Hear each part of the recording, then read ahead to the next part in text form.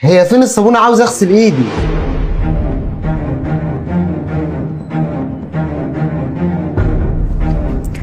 بقول لك ايه يا حبيبي؟ بجد انتوا حاجة فشيخة جدا بجد، يعني انا مش فاهم. ما انت داخل الحمام اكيد الصابونة موجودة يعني. انا عايز اعرف هي الخدامة دي في كل حتة؟ هو انتوا قاعدين بلبس الخروج على طول؟ يعني انا مش فاهم. الخدامة بلبس الخروج وحضرتك بلبس الخروج، ومدام حضرتك اللي دايما بتخونك بلبس الخروج ومش عارف. الولية الخدامة دي جايبه لي الصابونة مكتوب عليها مراتك مخبية واحد في اسمها ايه دي، في السجاده. يعني انا ايه اللي جاب السجاده الحمام؟ انا مش فاهم. واحنا بنستخبى يا جماعه في الدواليب وبنستخبى في كل حته، هيخش جوه السجاده ازاي؟ يقنعوني. ولغت السوق من بكم. انت ما تقولي له يا حاجه مراتك مخبيه واحد في السجاده؟ يعني اهو انا بقول قولي له مراتك مخبيه واحد. يا جدعان احنا مش سوق من بكم، احنا والله العظيم بنسمع وبنفهم.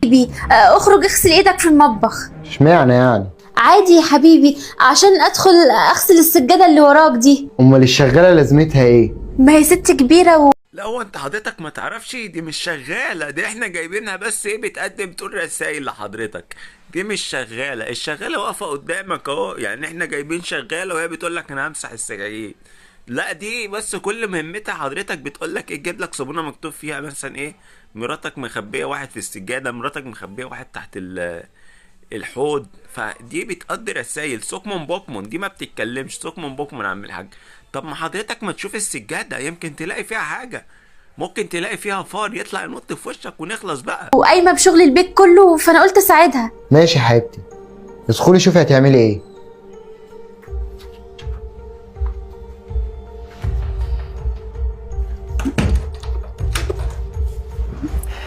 ايه يخرب بيتك كنت هتقفش. كويس انها عدت على خير. عدت على خير ازاي؟ صباح الفل يا فنان. ايه السجادة تمام من نسجون الشرقيون دي ولا منين ولا ايه؟ عجبتك القعدة في السجادة؟